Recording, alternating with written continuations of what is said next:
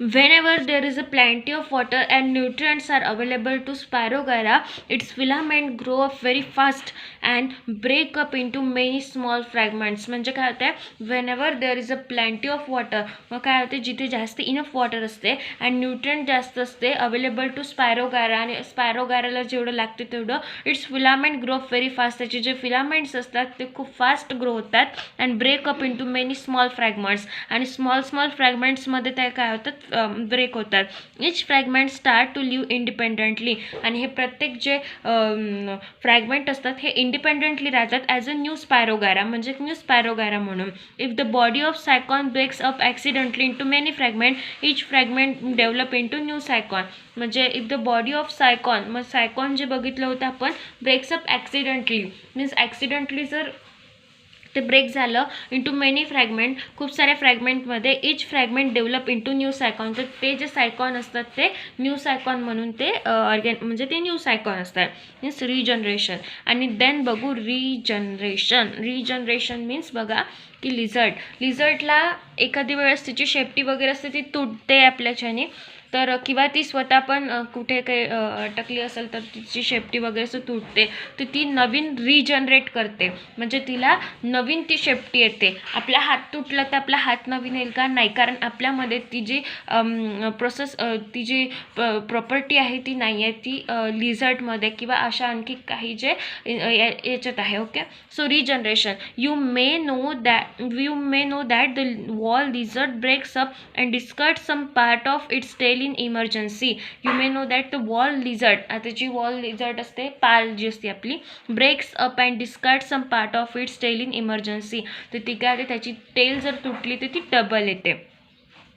Discarded part is regenerated after a period. Means काय, discarded part म्हणजे जो तुटलेला पार्ट राहतो तो करत काय होतो, रिजनरेट होतो काही पिरियड नंतर. This is an example of limited regeneration. However under certain situation, मग काही सिच्युएशनमध्ये काय होते, and animal and planaria breaks.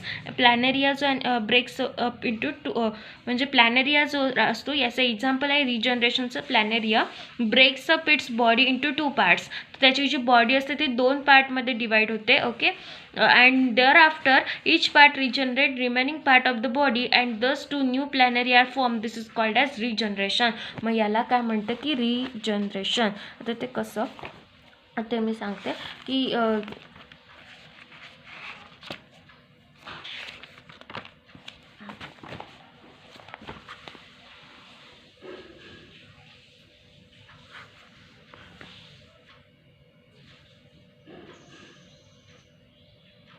Sorry, हे शेप मला थोडं जमत नाही, आपण तरी थोडं ॲडजस्ट करू शकता तुम्ही.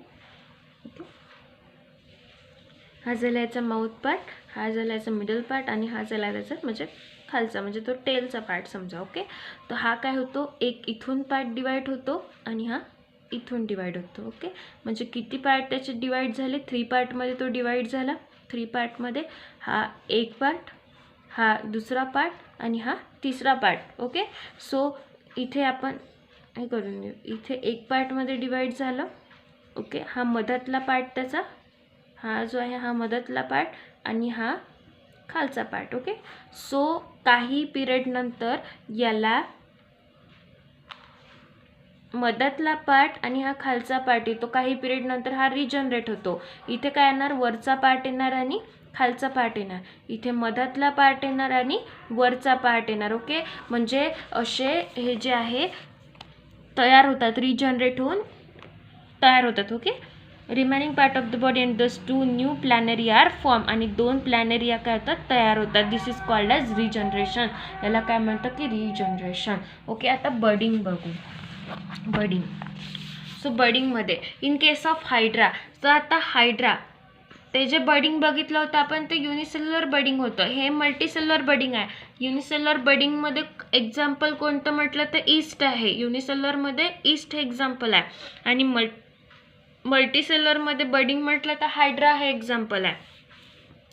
In case of hydra, under a favourable condition at a specific part of its body.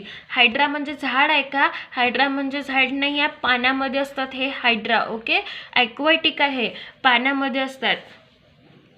In case of hydra, under favorable condition, at specific part of its body, an outgrowth is formed by repeated division of regenerative cell of the body wall.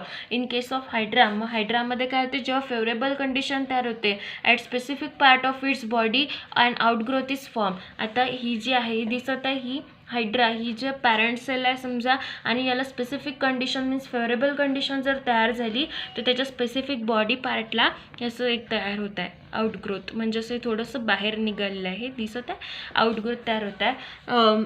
Is form way repeated division of regenerative cell of the body wall. इथे जे आहे हे नवीनच काहीतरी निघालं आहे. This outgrowth is called as bud. मग हे आउटग्रोथ जे आहे हे बॉडीच्या जे थोडं बाहेर निघालेलं आहे, या आउटग्रोथला काय म्हणतात, बर्ड. याला म्हणतात bird. Bird grows up प्रोग्रेसिव्हली and finally forms a small hydra. मग हे जे बर्ड असते ही प्रोग्रेसिव्हली आणि फायनली काय होते, हे हळूहळू तयार होते. ही बर्ड जी आहे ही वाढ म्हणजे याला वाढ राहते. Okay, and प्रोग्रेसिव्हली and finally forms a new hydra. आणि हे काय होते, finally forms a new hydra, हे इथे दिसत आहे. आणि या न्यू हायड्राला काय म्हणतो आपण, नेसंट हायड्रा. नेसंट हायड्रा हे दिसत आहे. ओके, पहिले काय झालं, फेवरेबल कंडिशन तयार झाली. फेवरेबल कंडिशन नंतर यांनी हे आउटग्रोथ केलं, बॉडीचं थोडं आउटग्रोथ झालं. ह्या आउटग्रोथला आपण बर्ड म्हणतो, आणि बर्डलाच आपण याची ग्रोथ होऊन हे काय झालं, नेसेस्ट हायड्रा तयार झालं. Okay, so finally forms a new small hydra. Dermal layers and digestive cavity of the budding hydra are continuity with those of the parent hydra. Parent hydra suppress nutrition. मग हे parent hydra जे असते हे काय करतात की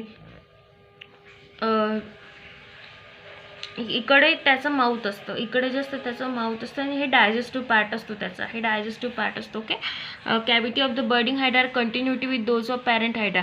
parent hydra supplies nutrition. Parent hydra काय करतो की याला काय करतो की न्यूट्रिशन काय करतो, सप्लाय करतो to the budding hydra. Budding hydra separates from parent hydra and start to lead an independent life. आणि काय करतो, काही दिवसानंतर हा जो हे जे झालं ना पॅरेंट निस्ट हायड्रा मीन्स हा जो न्यू हायड्रा तयार झालेला आहे बडिंग हायड्रा, हा काय करतो, सेपरेट होतो त्याच्या पॅरेंटपासनं. अँड सेपरेट झाल्यानंतर and start to lead an independent life. आणि तो काय करतो, त्याची दुसरी लाईफ सुरू, हे इंडिपेंडंट लाईफ तयार करतो. हा खाली पडून इथे तयार होऊन जाईल.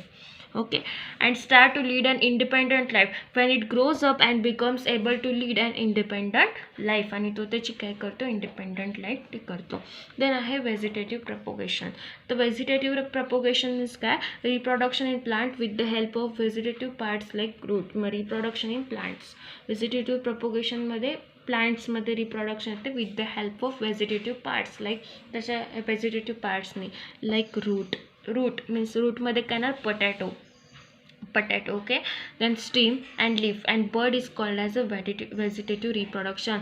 आणि जसं रूट आहे, स्टेम आहे, लीफ आहे अँड बर्ड, हे काय त्याचे व्हेजिटेटिव्ह प्रपोगेशन आहे. Vegetative propagation in potatoes is form with the help of eyes. Vegetative propagation म्हणजे जे आहे, सो व्हेजिटेटिव्ह प्रपोगेशन इन पटॅटोजमध्ये तुम्ही स्वतःच बघता की पटॅटो आतमध्ये जमिनीच्या आतमध्ये असतात. ओके, त्याच्या रूट्सला लागून येतात, ते रूट्सला असं लागून येतात. म्हणजे काय की potatoes is perform with the help of eyes present on tuber, whereas vegetative propagation in potatoes is form with the help of eyes. जे आपलं पटॅटो असते त्याला असं म्हणजे असं थोडंसं हे तर कोंब आल्यासारखं होते, ते माहिती आहे तुम्हाला, हिरव्या कलरचे असे कोंब येतात. तर त्याला जेव्हा आपण असं जमिनीत टाकतो तर ते त्याच्यापासून एक न्यू पटॅटो असं तयार होते. Present on tuber where is a bryophyllum. It is perform with the help of birds present on leaf margin. आणि हे जे आहे leaf margin, bryophyllum means what की ब्रायोफायलम म्हणजे माहिती आहे पानफुटी, म्हणजे एका पानाला दुसरा पान तयार होते. मीन्स ते असं एक पान राहते, समजा हे असं या प्रकारचं ते पान असतं.